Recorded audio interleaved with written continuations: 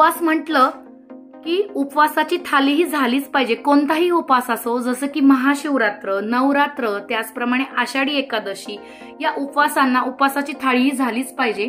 आज आपण साबुदाण्याचे वडे, केळी, भगरीचे धिरडे, बटाट्याची भाजी, घट्टसर असं दही, गूळ आणि शेंगदाण्याचे लाडू, भगरीची लापशी, बटाटा आणि साबुदाण्याचे पापड, त्याचप्रमाणे बटाट्याचे वेफर्स, हे सर्व पदार्थ कसे बनवायचे ते या थालीमध्ये बघणार आहोत. नमस्कार, मी सोनाली, मदर्स चॉईस रेसिपी मध्ये तुम्हा सर्वांचं खूप खूप मनापासून स्वागत.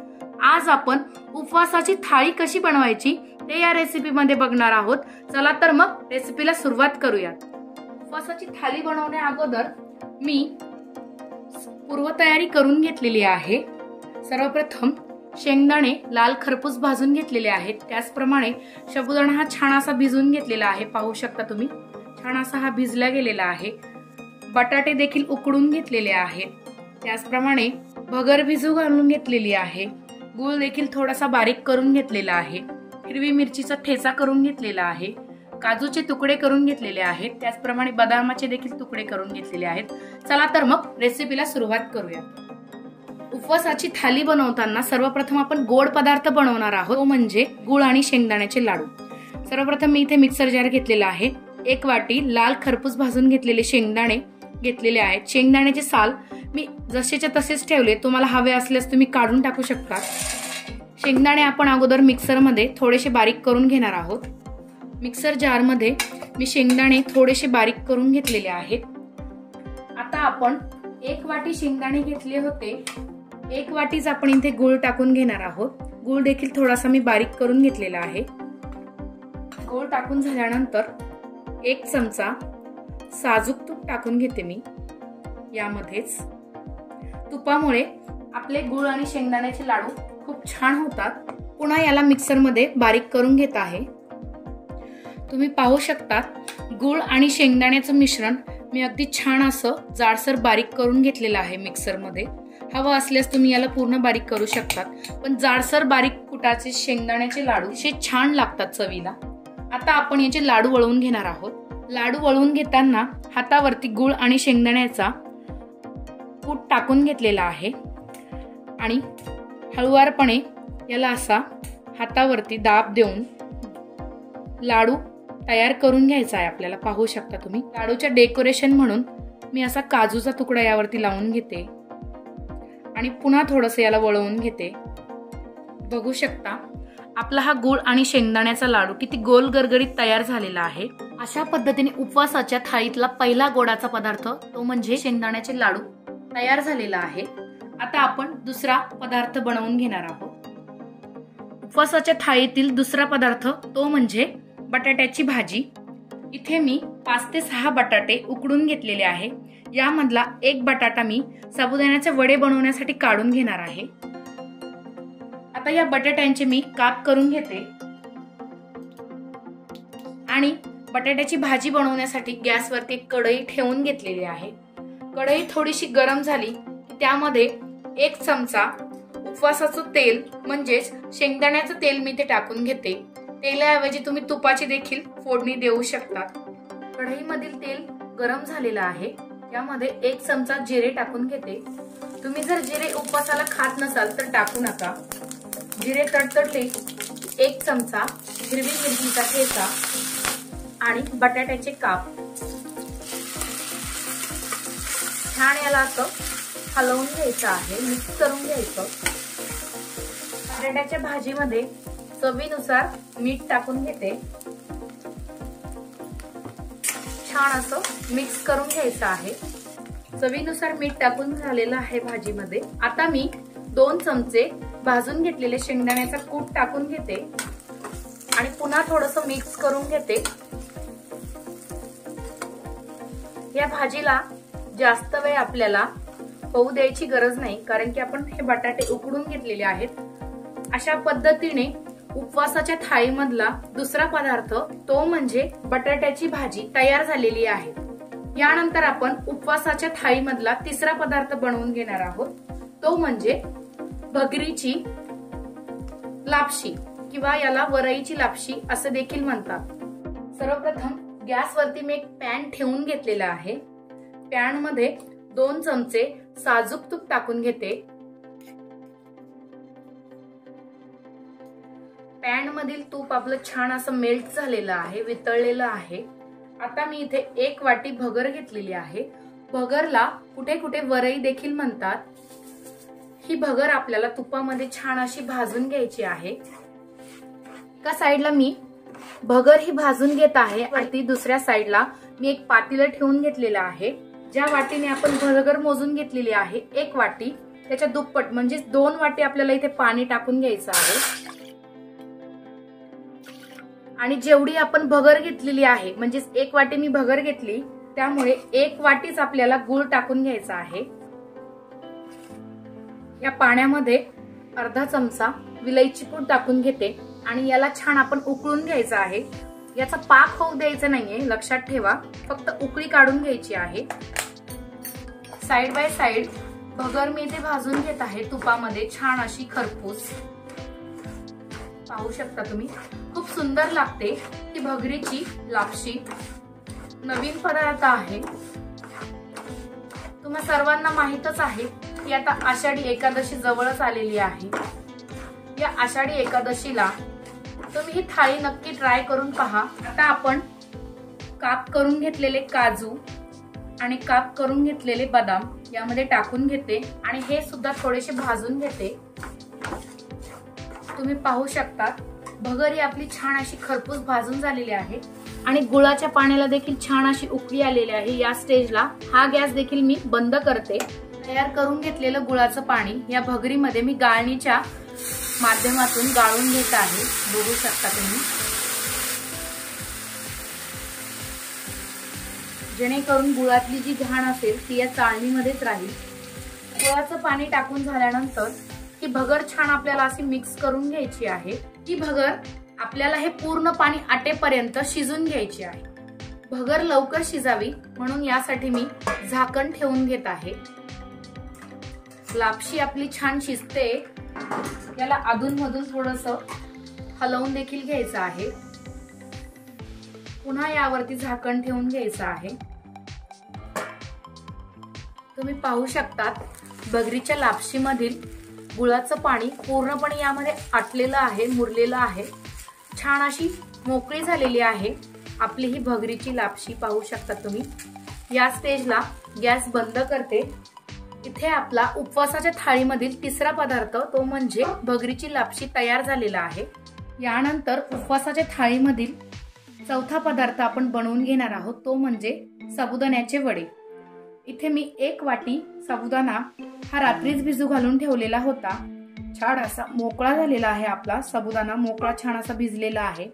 आता या साबुदाण्यामध्ये मी 1 उकडलेला बटाटा किसून घेते। 1 उकडलेला बटाटा मी इथे किसून घेतलेला आहे। यामध्ये 1 चमचा हिरवी मिरचीचा ठेचा टाकून घेते। 2 ते 3 चमचे भाजून घेतलेला शेंगदाण्याचा कूट, चवीनुसार मीठ टाकून घेते आणि सर्व पदार्थ एकजीव करून घेते। साबुदाणा वडे बनवण्यासाठी सर्व पदार्थ मी एकजीव करून याचा एक उंडा बनवून घेतलेला आहे। कढईमधील तेल गरम होईपर्यंत आपण साबुदाण्याचे वडे तयार करून घेणार आहोत।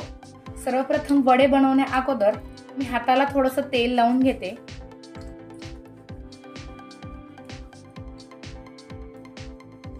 पिठाचा असा छोटासा उंडा करून घेते। हातावरती असा गोलाकार याला आकार देऊन घ्यायचा आणि याला असं दाबून घ्यायचं। पाहू शकता तुम्ही, अशा पद्धतीने बघू शकता किती सुंदर हा आपला साबुदाण्याचा वडा मी इथे तयार करून घेतलेला आहे। अशा पद्धतीने साबुदाण्याचे सर्व वडे मी इथे तयार करून घेतले। आता हे वडे आपण तळून घेणार आहोत।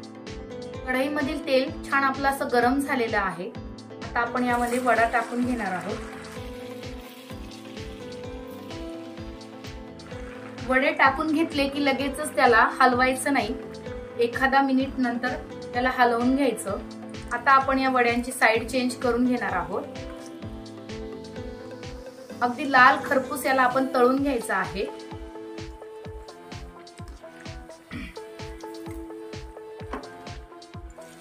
तुम्ही पाहू शकता साबुदाणा वडे आपले तयार झालेले आहेत। छान असे लाल खरपूस मी इथे तळून घेतलेले आहेत। खूप खुसखुशीत झालेले आहेत हे साबुदाणा वडे। मी एका प्लेट मध्ये काढून घेते। अशा पद्धतीने उपवासाच्या थाळीतील चौथा पदार्थ साबुदाण्याचे वडे तयार झालेले आहेत। उपवासाच्या थाळीमधील पाचवा पदार्थ पाहणार आहोत, तो म्हणजे बटाटा आणि साबुदाण्याचे पापड। या पापडची रेसिपी मी उन्हाळ्याच्या रेसिपी मध्ये अपलोड केलेली आहे, तुम्ही पाहू शकता। आता आपण हे पापड तळून घेणार आहोत। पाहू शकता किती दुप्पट हा आपला पापड फुललेला आहे। अशाच पद्धतीने मी अजून काही पापड तळून घेते। अशा पद्धतीने उपवासाच्या थाळीमध्ये पाचवा पदार्थ तो म्हणजे बटाट्याचे पापड मी ते तळून घेतलेले आहे। आता उपवासाच्या थाळीमधील सहावा पदार्थ वेफर्स, बटाट्याचे वेफर्स मी इथे तळून घेत आहे। याची देखील रेसिपी मी तुमच्या सर्वांसोबत शेअर केलेली आहे। पांढरे शुभ्र बटाट्याचे वेफर्स इथे मी तळून घेत आहे। अशा पद्धतीने उपवासाच्या थाळीमधील सहावा पदार्थ बटाट्याचे वेफर्स मी इथे तळून घेतलेले आहेत। आता आपण उपवासाच्या थाळीमधील सातवा पदार्थ तयार करून घेणार आहोत, तो म्हणजे भगरीचे धिरडे किंवा वरईचे धिरडे। भगरीचे धिरडे बनवण्यासाठी एक वाटी भगर मी 1 तास अगोदर भिजू घालून घेतलेली होती। भिजू घालताना ही भगर मी 2 ते 3 वेळा स्वच्छ पाण्याने धुवून घेतली। आता ही भगर आपल्याला मिक्सर मध्ये बारीक करून घ्यायची आहे। तुम्ही पाहू शकता भगर मी इथे छान मिक्सर मध्ये बारीक करून घेतलेली आहे। यामध्ये आता अर्धी वाटी भाजून घेतलेले शेंगदाणे टाकून घेते। शेंगदाण्याचे साल मी तसेच ठेवलेले आहेत, तुम्हाला हवा असल्यास तुम्ही शेंगदाण्याचे साल काढून घेऊ शकता। आणि 2 हिरव्या मिरच्या, शेंगदाणे आणि हिरवी मिरची यामध्ये आपण बारीक करून घेणार आहोत। तुम्ही पाहू शकता हे मिश्रण आपलं थोडंसं घट्ट झालेलं आहे शेंगदाणे टाकल्यामुळे। आता यामध्ये आवश्यकतेनुसार थोडंसं पाणी टाकून घेते मी आणि पुन्हा थोडंसं मिक्सर मध्ये बारीक करून घेते।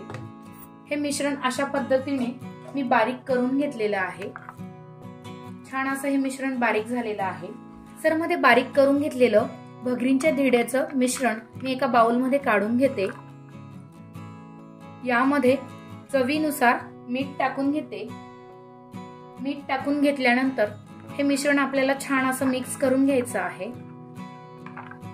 आता आपण या भगरीच्या मिश्रणाचे धिरडे करून घेणार आहोत। भगरीचे धिरडे बनवण्यासाठी गॅसवरती मी एक पॅन ठेवून घेतलेला आहे। पॅन थोडासा गरम झाला, यावरती मी तेल लावून घेणार आहे। तेलाच्या ऐवजी तुम्ही तूप देखील वापरू शकता। पाहू शकता तवा आपला छान असा गरम झालेला आहे। यावरती आता मी हे भगरीच्या धिरड्यांचं बॅटर टाकून घेते।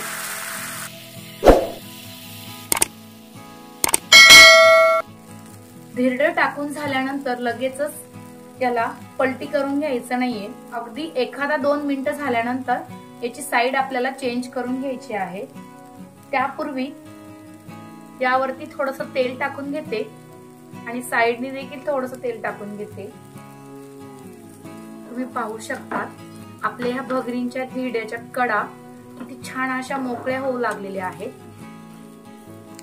आता आपण या धिरड्याला दुसऱ्या साईडने चेंज करून घेणार आहोत। बघू शकता तुम्ही किती लाल खरपूस हे आपलं धिरडं भाजून झालेलं आहे एका साईडने। अशाच पद्धतीने दुसऱ्या साईडने देखील हे धिरडं मी भाजून घेते।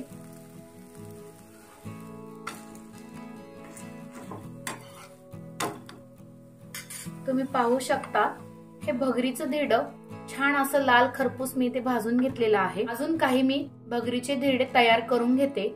बघू शकता किती सुंदर हे आपलं भगरीचं धिरडं तयार झालेलं आहे। अशा पद्धतीने उपवासाच्या थाळीमधील 7वा पदार्थ भगरीचे धिरडे तयार झालेले आहेत। या पद्धतीने उपवासाच्या थाळीमधील सर्व पदार्थ आपले बनवून झालेले आहेत।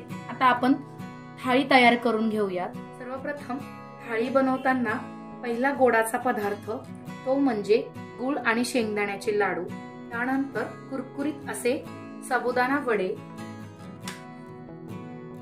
तळून घेतलेले बटाटा आणि साबुदाण्याचे पापड, तयार करून घेतलेली भगरीची लापशी, ही लापशी मी अशी वाटीमध्ये तूप लावून सेट करून घेतलेली होती।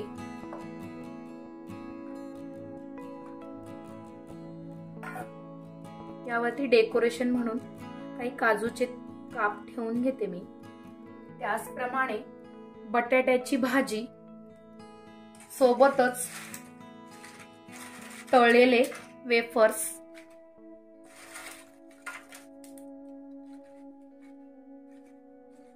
त्यानंतर तयार करून घेतलेले भगरीचे धिरडे किंवा याला घावन देखील म्हणतात, सोबतच घट्टसर असं दही, लिंबाची फोड, फळांमध्ये केळी, अशा पद्धतीने आपली ही उपवासाची सात्विक, रुचकर, त्याचप्रमाणे स्वादिष्ट थाली तयार आहे। आजची ही उपवासाची थाली तुम्हाला आवडली असेल तर माझ्या चॅनलला लाईक करा, सबस्क्राईब करा, त्याचबरोबर समोरील बेल आयकॉनला क्लिक करा आणि ही उपवासाची थाली कशी झाली हे कमेंट बॉक्समध्ये मला सांगायला विसरू नका। पुन्हा भेटूया नवीन रेसिपी घेऊन, तोपर्यंत नमस्कार।